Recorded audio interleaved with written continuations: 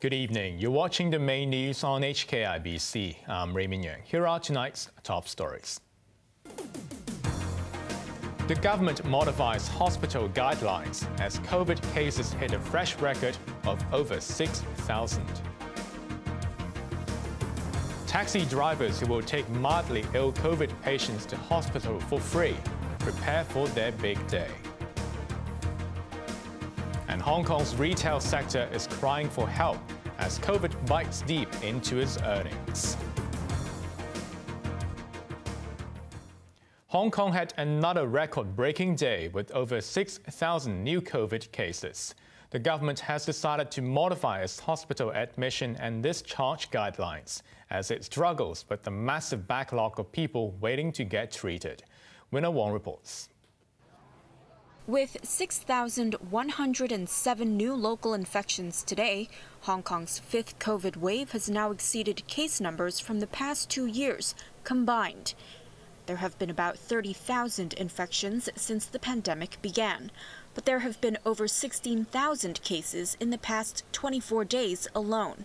24 deaths were also added to the tally, 15 of which were from the past 24 hours. The rest were belated reports from February 11th to 15th. With the medical system about to snap, authorities have now made modifications to its hospitalization and quarantine guidelines. Those who've been sent to a quarantine center can now be released if they test negative on the 7th day of isolation.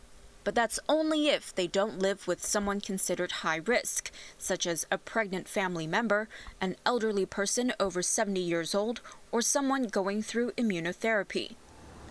If they don't meet these requirements, they will need to stay for the whole 2 weeks.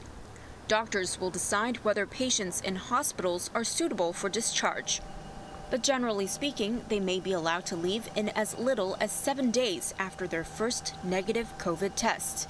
And finally, authorities have essentially given home quarantine an unofficial green light for those who are asymptomatic.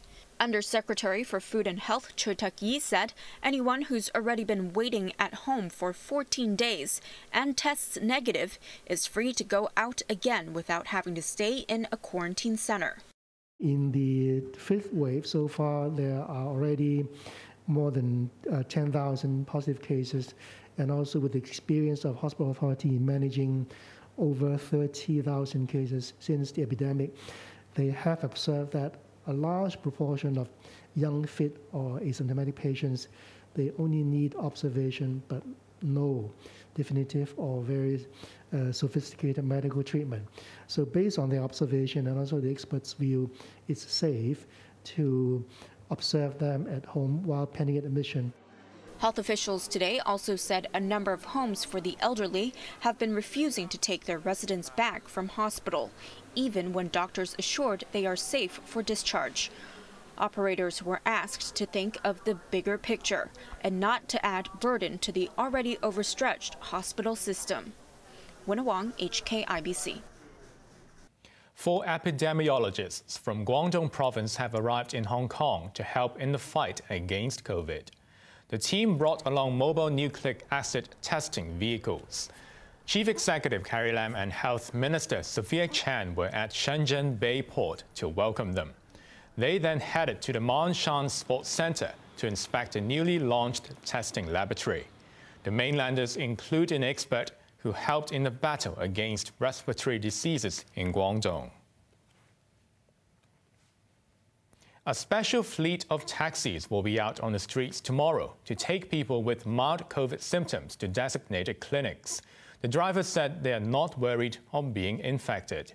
Macy Mock reports. About 300 taxis are part of a special fleet that will take people with mild COVID symptoms to 7 designated clinics starting tomorrow.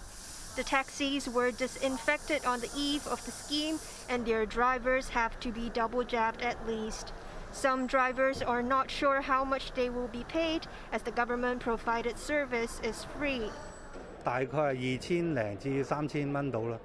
This taxi driver expects to earn up to $3,000 a day, 3 times his normal income.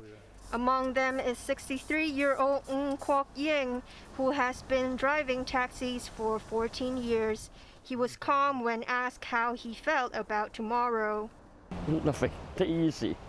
Expects to drive around 4 patients each day to and from the clinic. Are you scared of being infected? No, I don't scare. Has been provided with protective gowns and eyewear, masks, hand sanitizers, and gloves that will last him 2 weeks. To avoid infecting his family, the veteran cab driver will stay alone in a hotel in the coming weeks.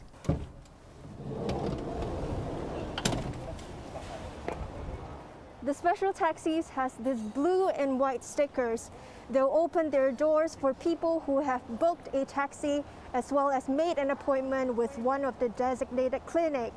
Passengers would have to sit at the back to avoid infecting drivers. Maisie Mock, HKIBC. With no end in sight to the city's latest round of stringent restrictions, the retail sector is crying for help. Representatives from the industry say business has never been so bad. Yeung has the story. Empty shops, shuttering doors, and cash burning. These were terms Retail Management Association members used to describe Hong Kong's current grim situation.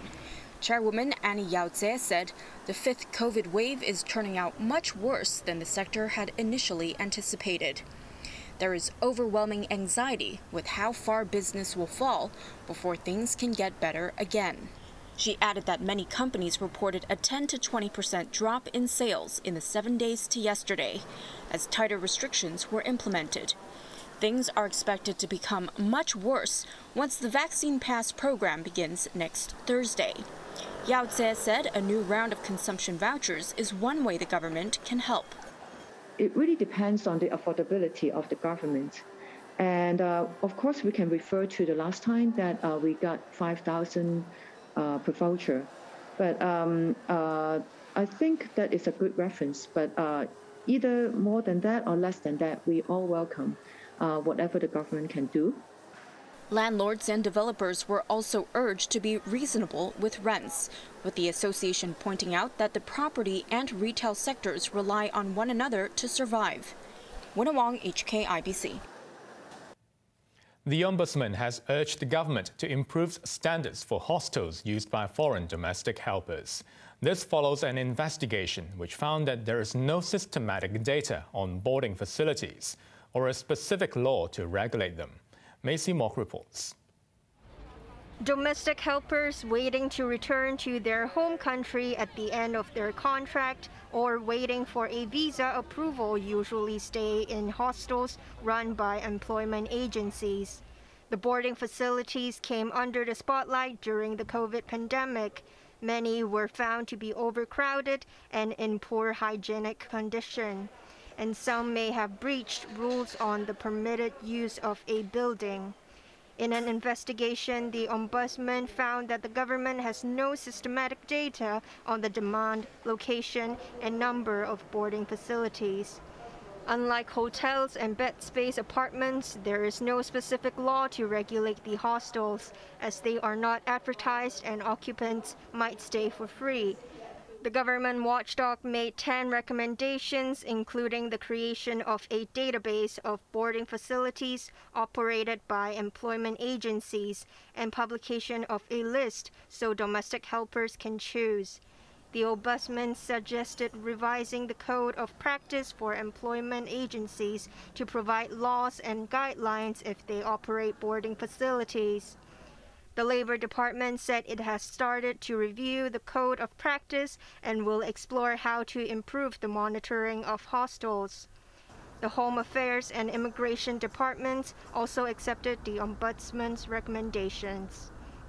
Maisie Mock, HKIBC. Overseas, a war of words between Russia and the West over troop numbers has intensified as tensions over Ukraine escalated. Moscow's claim of a troop reduction was dismissed by Washington, which alleged that Russia had instead increased its forces. Sarah Wong reports. Skeptics of U.S. intelligence may feel vindicated after a prediction that Russia would invade Ukraine yesterday failed to materialize.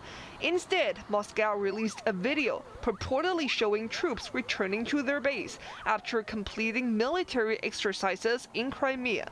But the United States and its allies continued to warn that the threat of an armed conflict remains high. In fact, we have seen the opposite. In recent weeks, and even in recent days, more Russian forces, not fewer, are at the border. And they are moving, concerningly, into fighting positions. The U.S. alleged that Russia deployed 7,000 more soldiers despite claims of a pullback. That takes the number of Russian troops along Ukraine's frontier to an estimated 150,000. Satellite pictures also purportedly showed heightened military activities in Belarus, which borders Ukraine to the north. The Western Defense Alliance, NATO, is preparing for the worst. We have already raised the readiness of the NATO response force, and allies are putting forces on standby and deploying more troops, planes and ships.